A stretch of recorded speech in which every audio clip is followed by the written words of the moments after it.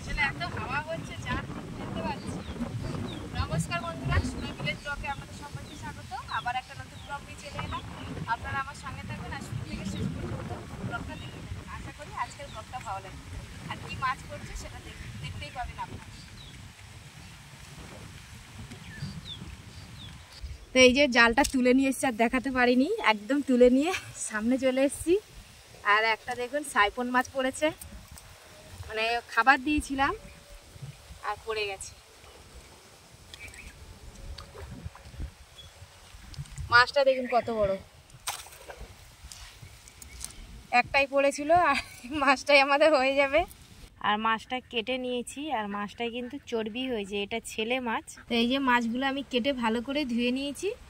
আর আমি এটা কিন্তু দুপুরবেলায় ধরেছি দেখলেন, আর সন্ধ্যাবেলা কিন্তু রান্না হবে। আর দুপুরে আমাদের এমনি রান্না হয়ে গেছে, নিরামিষ করেছিলাম। তো ভাবছি মাছটা মাংসের মতো করে আমি রান্না করবো আজকে। এখন ভালো করে লবণ হলুদ মাখিয়ে নেবো। তো এই যে তেলটা গরম হয়ে গেছে, এবার আমি মাছটা দিয়ে দেবো। এক পিট করে ভাজা হয়ে গেছে, আর এই যে উল্টে দিয়েছি আমি, প্রচণ্ড ফাটছে মাছটা। তো এদিকে এই যে কী কী লাগছে দেখুন, আমি কিন্তু দুটো আলু কেটে নিয়েছি, আর আদা বেটে নিয়েছি, পেঁয়াজ বেটে নিয়েছি দুটো, আর একটু রসুন বেটে নিয়েছি, কাঁচা লঙ্কা বেটে নিয়েছি, আর গোটা জিরে। আমি কিন্তু সব বাটা মশলা দিয়েই করব। আর এখানে এই যে পুরো মাছ ভাজাটা তো হয়ে গেছে, দেখিয়ে দিলাম। তো আমি আলুটাও ভেজে নিয়েছি ওই মাছের তেলে।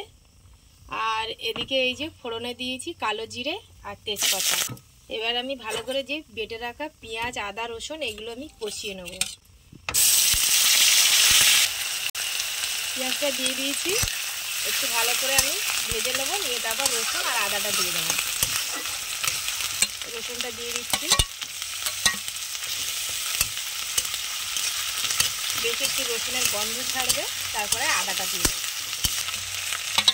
গন্ধ ছেড়ে দিয়েছে, আদাটাও দিয়ে দিলাম, আর কাঁচা লঙ্কা বাটাটাও দিয়ে দিলাম।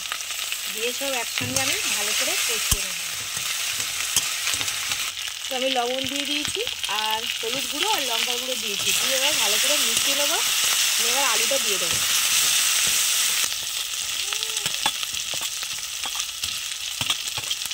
এবার সব কিছু একসাথে আমি ভালো করে মিশিয়ে নেব।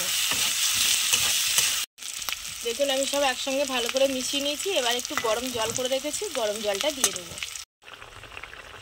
তো এই যে তরকারিটা কিন্তু ফুটেই গেছে ভালোভাবে, আর ঝোলটা অনেকটা কমে গেছে, অল্প করেই জল দিয়েছিলাম। তো এবার আমি মাছগুলো দিয়ে দেবো।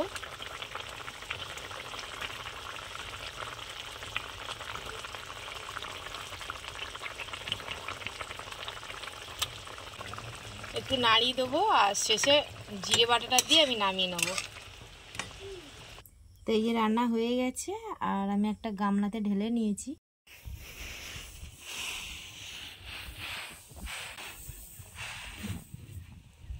তো কালকের রাতটাই কিন্তু মাছের তরকারিটা দারুণ হয়েছিল, আর আপনাদের বলতে পারিনি। আর পরের দিনকে এই যে ধান যেটা সিদ্ধ করেছিলাম, আগে ব্লকে আমরা দেখিয়েছিলাম, তো এই যে রোদে দিয়েছি, আর প্রচণ্ড গরম আপনারা তো জানেন। এখন এই রোদের মধ্যে ধানটা শুকাচ্ছি, আর অনেকটাই ধান সিদ্ধ করা হয়েছে, 2 বস্তা মতো। এখন ভালো করে মেলে দেবো। আর আপনারা কিন্তু গোল্ডেন ফিশটা একবার ওইভাবে বানিয়ে দেখবেন, খুব ভালো লাগছে খেতে, খুবই টেস্ট হয়েছে। ধানগুলোই অনেকটাই জল শুকিয়ে গেছে, আর এই যে আমি গুঁড়িয়ে তুলে দিয়েছি ধান। আর এদিকে এই যে বাগানের দিকে চলে এসেছি আমি। আর এটা কিন্তু শশা বাগান, আর কিছু উচ্ছে গাছও দেওয়া হয়েছে। আর শশা গাছগুলো দেখুন কত বড় বড় হয়েছে, এই দেখুন।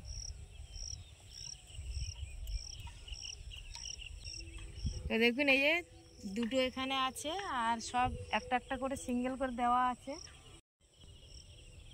তো আজকের ব্লগটা এখানেই শেষ করছি। যদি ব্লগটি ভালো লাগে সাবস্ক্রাইব লাইক কমেন্ট শেয়ার করবেন, আর আমার পাশে থেকে আমাকে সাপোর্ট করবেন। যারা আমার ফেসবুক পেজে ভিডিওটা দেখছেন পেজটিকে ফলো করবেন। সবাই ভালো থাকবেন।